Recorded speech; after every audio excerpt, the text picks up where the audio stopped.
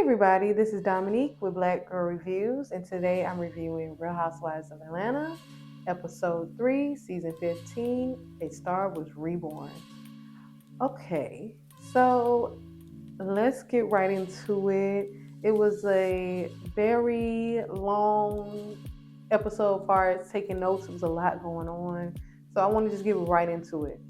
So Sheree is having brunch at her house. She loves having events at her house. Who said that? Well, Sheree had an event at her house. She had a chef. I'm pretty sure she's paying the chef with, hey, come to my house and cook for us. You'll be on Real Housewives of Atlanta. That's your payment, allegedly. And she has Marlo and Sonia over. Around and talked about BravoCon, and they talked about how Momma Joyce was talking about Kandi's husband, Todd. The first panel, Momma Joyce and Kandi was the dynamic duo, and they talked about, who Kandi would feel more comfortable with her finances, Momma Joyce or Don Juan. Don Juan is Kandi's right-hand man, okay? So she definitely said, I will pick Don Juan over my mother because I know I know that he will handle my finances and also consider Todd. So I'm gonna pick Don Juan. And I'm pretty sure Momma Joyce felt some way about this because, in her mind, I knew you longer. Yeah, because you're her mother. But I'm not saying that's what she's saying, but I'm pretty sure she's one of those mothers who feel like you really gonna pick your man who you only been knowing for like 7 years over me, who you've been knowing all your life. Like you gonna pick, or not even 7 years. She's picking Don Juan. So you really gonna choose Don Juan, who you've known? I'm gonna just say 10 years over me, who you've known all your life, and I never steered you wrong. Why would you pick Don Juan? So in the next panel, the next day, Momma Joyce was with her two sisters, and I really don't know what the question was, but I guess the question was, if you had to choose a man for Kandi, who would it be? And she was like, well, somebody taller, somebody who got a better job, and somebody who's better looking, or something like that, to that nature. Something mean, something unnecessary. And apparently Todd found out through his daughter, and he was very upset, and I can understand why.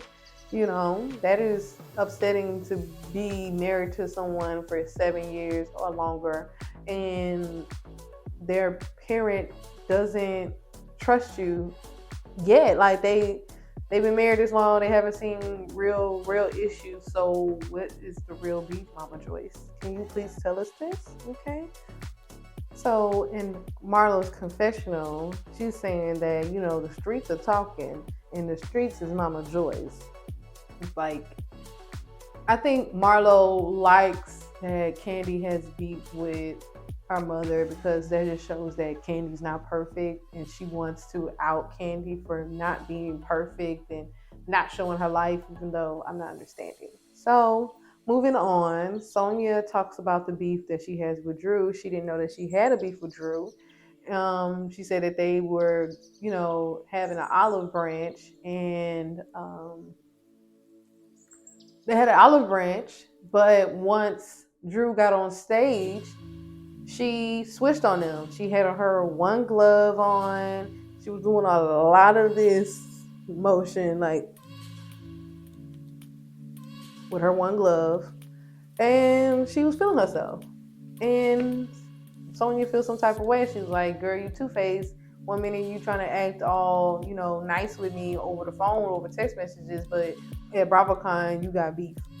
Sheree talks about talking to Kenya and saying that, they pretty much decided, to agree to disagree on the whole Kenya disrespecting Martell, because Kenya doesn't feel like she disrespected Martell, and of course Martell doesn't feel that same way either, and so does Sheree. Sheree doesn't feel like Martell disrespected her, and they're deciding to move on. I mean, that's all Sheree can do, honestly, is move on. Like, Now everybody's gonna like your man. Okay, look, Kandi and Marlo. In the next scene, we have Drew and Ralph. They are going rock climbing. This is date night or date day. They're gonna go rock climbing, and they discuss, how good it is, and they're such in a good place. And I don't really know if they're putting on a front or they really was in a good place at that time because they are getting a divorce. But it's like y'all are laying it on thick because as soon as filming was over, both of y'all running to the courthouse to file for divorce. So y'all not in a good place, but if you want to act like it, we can play along. And then they discuss working on music. Drew said that her music has 33,000 streams. She's feeling like that's great. And Ralph said, oh, that's bad. Oh, we got to do better. And she was like, that's bad? Like, I mean, we haven't did any promo. He's like, that's exactly why it's bad. Like, we need to do better. We need to do promo. We need to get the song out there. Because, he said he wants to be the next Ike and Tina. And Drew was like, Yeah, you heard her. You heard him, Drew. Ike and Tina. That's where he want to be. He's already doing it. He didn't have the music, allegedly. Now that he got the music, now he can feel his dreams of being Ike. Okay. And that is weird. Alrighty. So Drew was like, oh, I thought it was gonna be B and J, not Ike and Tina. I'm not eating the cake. Girl, you already eating the cake. You eating the cake by putting on this front that your relationship is in good standings and this is the best y'all ever been in years, when it's not. Okay. Next, we have Kenya. Kenya is at her house yelling at her graphic designer because he doesn't understand how to resize a photo. He's saying, I did it just like how they told me it was, the exact same size. And then she's like, no, you shrunk it. You just tried to crop it and shrink it. And now the megapixels or the resolution of the picture is not in good quality. I still need a 4K quality with a smaller size photo. I thought that was cute. I don't know why I had to reenact it. I mean, come on now. Don't be trying to get around on your job. If she says resize it, you need to resize it with the same quality. Don't be trying to resize it on your iPhone and try to squeeze it in or something. And now the picture of it is trash. Come on now, we're in 2023. Everybody know how a picture should look after being resized. Kenya calls Monietta to see if she can choreograph a cute little dance for her for Kenya Moore Hair Care for the Magic City Classic. And Monietta is excited. She thinks that this is going to be so fun. She can't wait. She used to do 1 year at Grambling. Shout out to Grambling. Okay. And then she went to Louisiana Tech, which in Ruston. And she's excited to do this for Kenya. And then the scene is over. Next, we have Kandi, and she is meeting up with Don Juan. And Don Juan and Kandi goes over the list of things she needs to do, pretty much, like in the next few months. And Kandi just listing out things. Blaze's birthday, this, that red carpet, and this and that. And then she gets to the final one, which is like number 10, Todd's movie.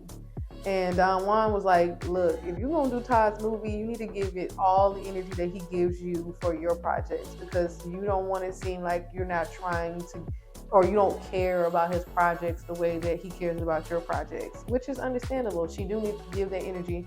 And she said, and that's the reason why she doesn't know if she want to do it, because do she have enough time to do it? Do she have enough energy to do it? She has a lot going on her plate, and she doesn't want to seem like she's not trying, but also she knows that Todd is working on her trying to get an EGOT. So this can benefit them both, honestly. Next, Monietta shows up to Kandi's office, and they chit-chat, her, Don Juan, and Kandi, and they talk about BravoCon, and, of course, they bring up Momma Joyce and how it was very heartbreaking for Todd to hear what Momma Joyce is still saying about him after all these years. And Don Juan said, you need to put your foot down. You need to tell her how you feel. And Kandi, you know how Kandi does. Like, I know. She grew up in that age where you can't tell your parents nothing. Like, even if you don't like what they're doing, it's gonna be considered disrespectful. And she doesn't want to cross that line with her mother because she still respects her mother and she wants her mother to know that she respects her. But it's also wrong of her to, still talk badly about Todd when he hasn't done anything to her. Next, Drew is getting ready at her house to have dinner with her cousin Courtney.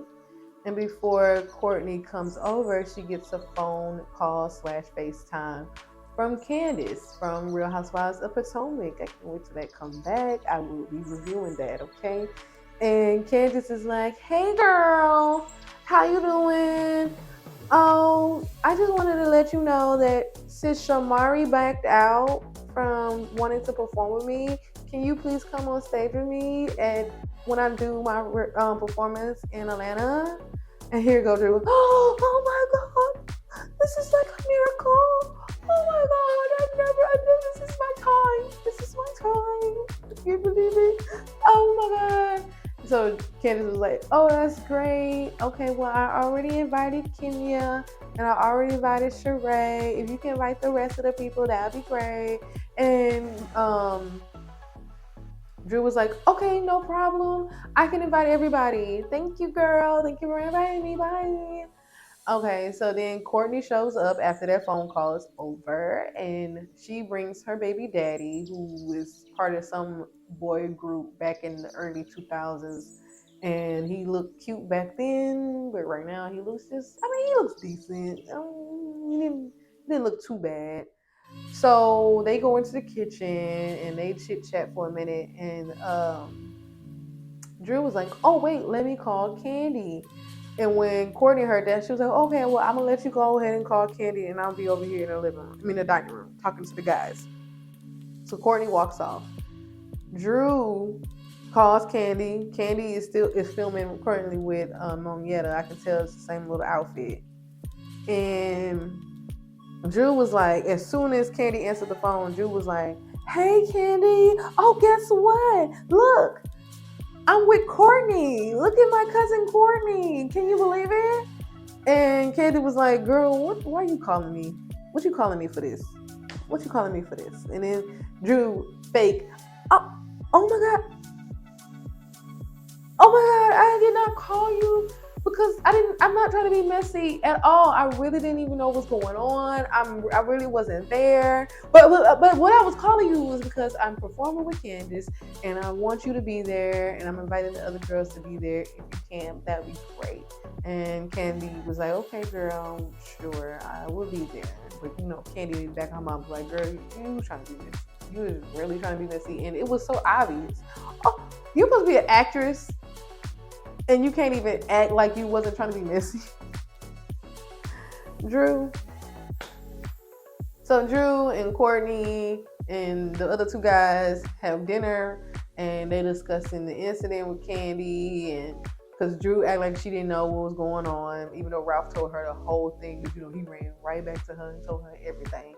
And they just blah blah blah blah. Oh, the ghetto, she brought the ghetto, and da da da da da. And she acting like she knew me, da da da da. Just boring old repeating the story, and we're just gonna move on from there. Okay, Marlo has a short scene with the boys. She's driving to the mall to pick up her jewelry and some other stuff, and she looked like she just rolled out of bed, and they told her she needs to film real quick, and she was like, okay.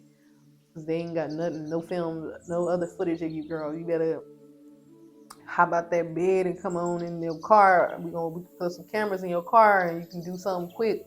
She was like, oh, I do need to pick up something from the mall so we can film that with the boys to make it seem like, I got something for y'all for this week. So she runs to the mall, picks up her stuff. They have a little cute little scene. And pretty much that is it for Marlo, honestly. They could have really made her a friend of, but get your check on, get your money, because you're getting full-time pay. Hopefully, probably not with Bravo. Sorry, Bravo, but with Bravo, they probably just paying you an extra extra $100,000. from your current. Well, maybe you. Okay, let me not. That's sidetrack. I don't want to. Maybe I should do it. Okay, whatever. Moving on. Drew arrives to sound check with Candiace, and she's so excited. Oh my god, I can't wait. Oh my god, look at the stage. Oh my god, this is great. Oh my gosh, like I'm gonna be on this stage with Candiace. This is so great. I'm so happy. I'm so nervous. Look at my hands. After Drew, gets all that out, she goes up to Candiace and they talk about the song that she's gonna be singing with Candiace on stage. And Drew was like, as soon as you sent me the song, oh my god, I started crying. It means so much to me. Like, it hit my heart. Like, oh my god, like I just can't believe you're gonna let me on the stage with you to sing this wonderful song. Oh my god. And Candiace was like, thanks, girl. Thanks for showing up, because you brought the camera. Okay, so once Drew and Candiace finish sound check, they go to the back to get ready and put on their outfits. And everybody starts showing up and the place starts to fill up. First we have Monietta and Kandi, then we have Kenya, and then we have Sonia arrive. And everybody's greeting everybody with pleasantries. And then Marlo shows up. Monietta hits her with the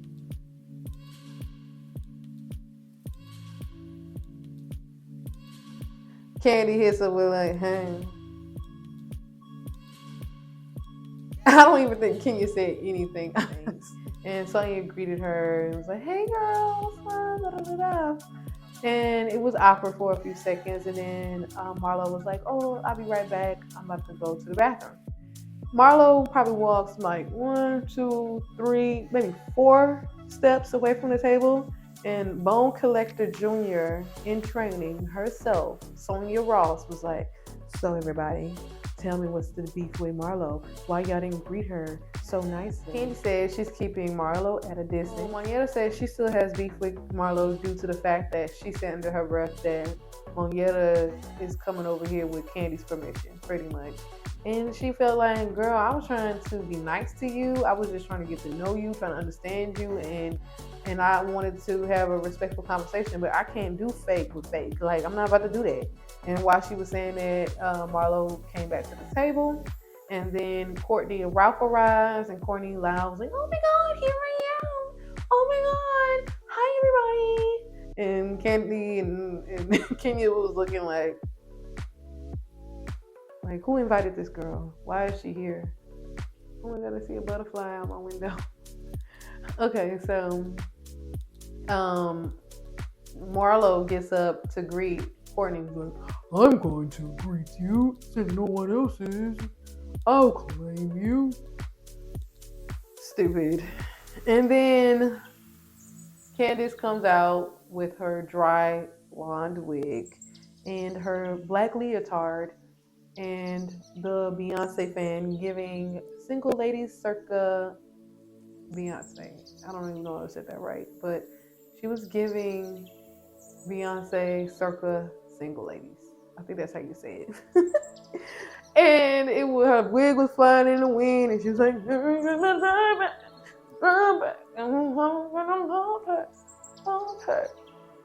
she was feeling herself. Then, so all the ladies was like, oh, we can't wait for Drew to come out. And Drew's in the back. God, this is going to be great. So Candiace was like, all right, Drew, come on out. And Drew comes out in her thigh-high black boots with her Fendi basketball biker. No, they're not bikers, because bikers type. Fendi boxing shorts. And she had this Fendi roll shawl thing over her with the Fendi headband. I'm like, girl. And then she had the Fendi purse. I'm like, girl, you gotta eat, like, what do they say? Money whispers and change is jiggles and is loud. That's what it was giving. And so Drew goes on stage, and Drew and Candiace goes back and forth like, oh, oh, oh, oh, oh, oh. Thank you, Drew. I appreciate you coming on stage with me. Everybody give Drew a hand clap. Thank you so much. And Drew goes off stage. She's like, oh my God, I did it. I really did it. Oh my God. Oh wow. Like, this is crazy. I'm like one step from getting a Grammy. Come on now. Kandi won't be the only one with a Grammy around here. Meanwhile, in the audience, all the ladies was like, when she walked off stage, like, that's it? She gonna come back out, right? No? No, that's it. She gone? She gone?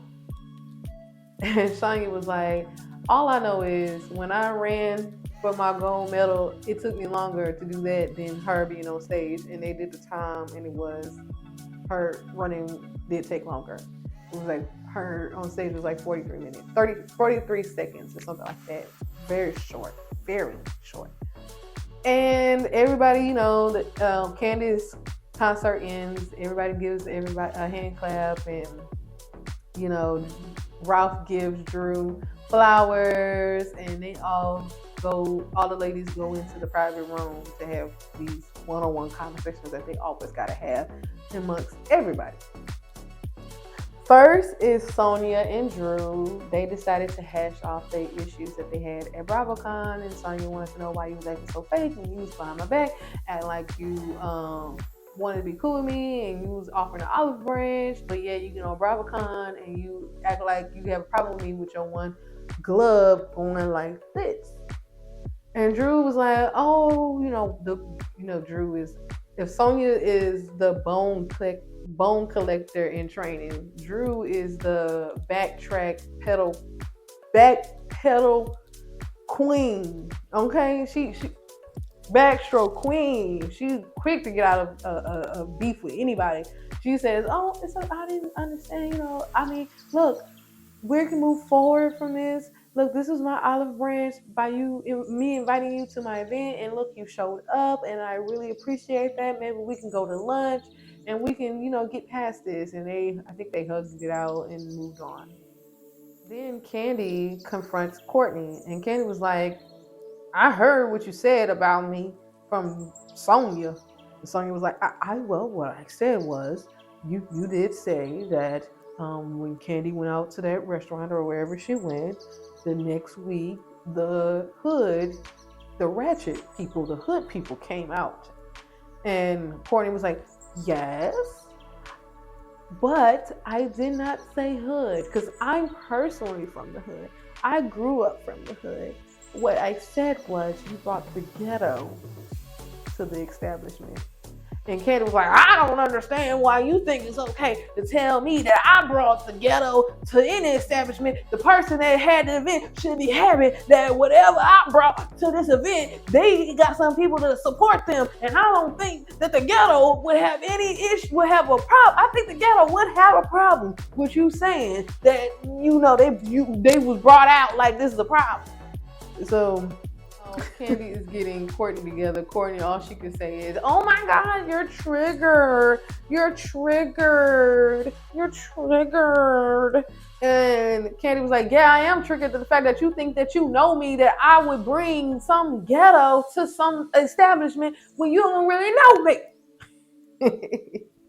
I don't know how that conversation really got settled. I don't think it did. They just stopped talking, and then Sonya hurried up with her bone collector junior in training self, jumped right in and was like, hey, Monietta, going back to our conversation at the table that you said that you have beef with Marlo. Marlo was like, huh? You got beef with me? What you got beef with me for? And Monietta was like, well, I did say that. I just wanted to let you know that I did not appreciate you saying that Kandi let me out to come over here with her permission. I did not appreciate that. And then Marlo was like, wait. But then we had that conversation, and we had a conversation after, and you said that you gonna give me a chance and you were gonna respect me. And Monietta cut her off. He's like, yes, we did have that conversation. I did say that if you respect me, I was going to respect you, but it doesn't seem like you're doing a good job at respecting me. Marlo said, well, is that all you wanted to say to me, darling? And Monietta was like, girl, bye. And it was it. That conversation. Then Drew, Drew has one of those one of those special forces earpieces, those little FBI earpieces behind her ear that's connected to the producers, and they was like, talk about the shooting right now, bring it up. And she was like, copy that. So Kandi, what you been up to? Are everything's okay with you? And Kandi was like, everything's fine. It's crazy because I was just at Blaze 2 days before, and then Marlo was like, before what? What happened? And Drew was like, well, the incident that was like, I mean, y'all all saw it, right? All on the news, right? Everybody saw what happened at Blaze, all on the news, right? And Kandi was like, well, that's a personal matter. She whispered it. And then Marlo was like, the shooting? You talking about the shooting? You talking about the shooting at Blaze? And Kandi was like, well, that's a private matter, and I would like to handle it privately. And then Marlo's like, oh, Lord, let me get up out of here because, okay, go Kandi. She don't want to talk about nothing. She never won't talk about nothing. We can never bring up nothing about Kandi. Everything about Kandi is always got to be so secretive. And then Drew was like, all right, let's break this up. We having a good night. Yeah. Come on, y'all. Let's dance it out. And then it ended. So we thought it ended. Everybody leaves. 30 minutes later, I guess Drew and Marlo stayed behind to have a private conversation. And Marlo was like, what's your issue? Like, why you just didn't say what it was? Why you had to keep saying it was an incident? You knew it was a shooting. Why you just didn't say shooting? And Drew was like, well, I just wanted to be respectful for the situation. And she was like, well, for respectful for the situation, my nephew died. My nephew got shot. And in Marlo's confessional, she explaining what she was trying to say was that Marlo's nephew got shot 2 years ago from his roommate. And maybe 2 months before he got shot, he used to work for Kandi, from what I've heard. If that's not the case, let me know in the comments below. But that's what I heard. 2 months before he got shot, he was working for Kandi. But I don't think he was working for her before he got shot. I really don't understand that. Honestly, it's a little confusing in that part. And Marlo is triggered from the whole shooting at Blaze recently because she felt like when she texted Kandi 2 years ago about the incident, asking her did she know him and to let him know that he passed away, Kandi was like, oh, for real? Oh, wow. I'm so sorry for your loss. I hope, that was pretty much it. It was like, I'm so sorry for your loss. And Marlo felt like that wasn't good enough. So she feels like now that her cousin is shot, she's triggered from the situation. And she feels like they always don't want to talk about it. I forgot to go back to when Kandi and Marlo was going back and forth. And she was like, oh, you always don't want to talk about it. And then Kandi was like, okay, well, let's talk about you slashing that girl's face. And then Marlo was like, oh, Lord, here we go. Back to 23 years ago when I was protecting myself. All y'all want to do is talk about who I slashed and my mama and me dating old white men and me dating a billionaire. I'm like, Marlo, that's all we know about you. That's not all we talk about. What else are you talking about? Like, now we know that you have nephews, and now, like, what else? We don't know what you do for a living besides the archive. But before then, what was your occupation? What did you do on the side of filming as a friend for Bravo for years? That's what we want to know. You don't want to tell us that, and you want to act like, well, Kandi doesn't talk about her life when she does. She's literally going list by list of everything she's got going on in her life right now. But all we saw about you was you driving to the mall to pick up a Cartier bracelet. That's all we know. That's all I know. So I guess Drew was confused, because I'm still confused about what Marlo is trying to hint at about her nephew passing away has anything to do with Kandi's incident at her restaurant with her cousin. So since Marlo wasn't getting what she wanted from Drew, she decided to scream in Drew's face like, "My nephew died! My nephew died! Don't you get that? Don't you get that?" And she walks off, and that was the end of that episode. And Marlo, I guess if I'm going to say that Drew has one of those little earpieces in her ear, I guess Marlo has one of those earpieces in her ear too. And it was like, "Hey, Marlo, Marlo, can you hear me?" She's like, "Yeah, I can hear you. Copy that. What you're saying?" And then the producer was like, "You need to turn it up. All we have of you for this episode is you driving your nephews to the mall. Y'all didn't even get out the car, so can you give us something, a little something?" All right, copy that. I'm gonna just make confusion about my nephew and how Kandi doesn't talk about her life because I'm over Kandi. That's what I got out of that situation. But I'm excited for this season. I know Marlo's going to piss me off, and I guess that's a sign of a good show, I guess. But I hope you guys enjoyed my recap of episode 3, and I hope to see y'all back on my channel. Please like, subscribe, and share my video with your friends and family. And I can't wait to see y'all back here next week for the next episode. Bye.